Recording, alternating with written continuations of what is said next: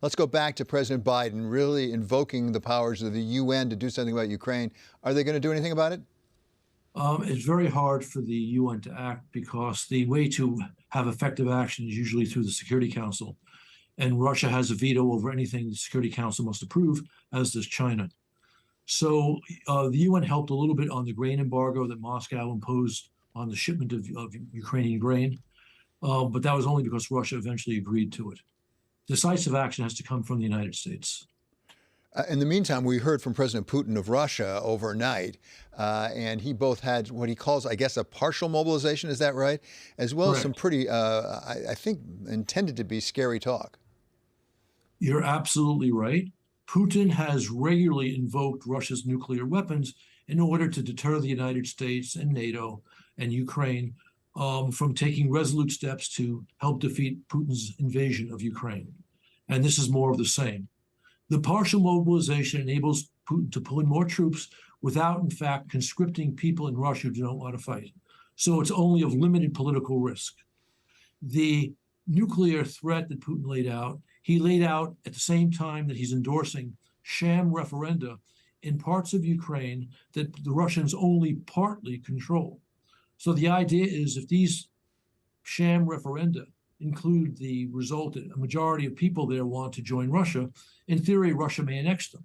And Putin is intimating, but not stating explicitly, that his nuclear arsenal would be used to protect those lands.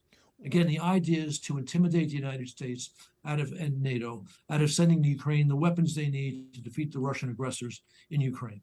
So, Mr. Ambassador, how do we know when to take President Putin at his word and take him seriously? Because I drew the same conclusion you just said. You put together this sham election over in certain parts of eastern Ukraine to annex them into Russia with his statement that he would use, he didn't use the word nuclear, I don't think, but it was clear what he was talking about, for any invasion of Russian soil. Until now, we wouldn't be talking about that. But if they annex it, then he'll say, yeah, you're invading my soil if the Ukrainian forces try to retake those areas. Look. We have to pay close attention to this because Russia is a peer nuclear power of the United States. But if you watch Putin's activities, he's always happy to threaten this because there's no risk in threatening. And in fact, he's gotten the United States to self-deter from sending weapon systems to Ukraine by this threat. Not in all cases, but in some. So there's no risk to Putin in threatening. There's enormous risk to him in actually doing. And we've seen him make the threat and then not carry through. For example, he said when Finland and Sweden expressed their interest in joining NATO months ago, he said, well, we could have a nuclear response. Well, NATO is now accepting Finland and Sweden, and you've had only a deputy minister of foreign affairs complaining about this. So that threat went out the window.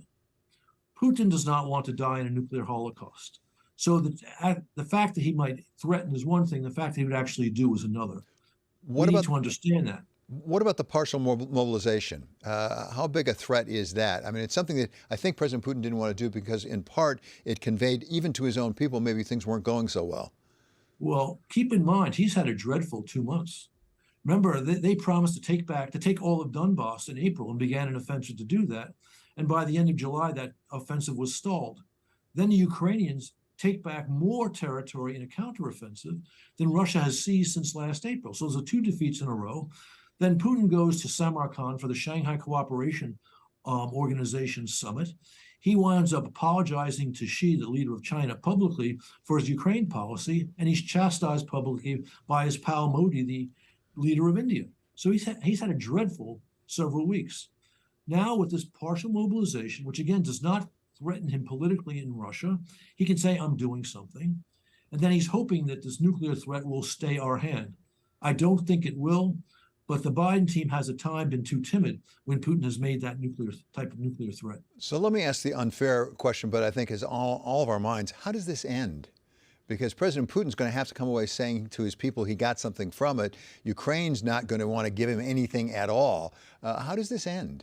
I think it ends when Ukraine takes back almost all the territory, if not all the territory that Moscow currently controls.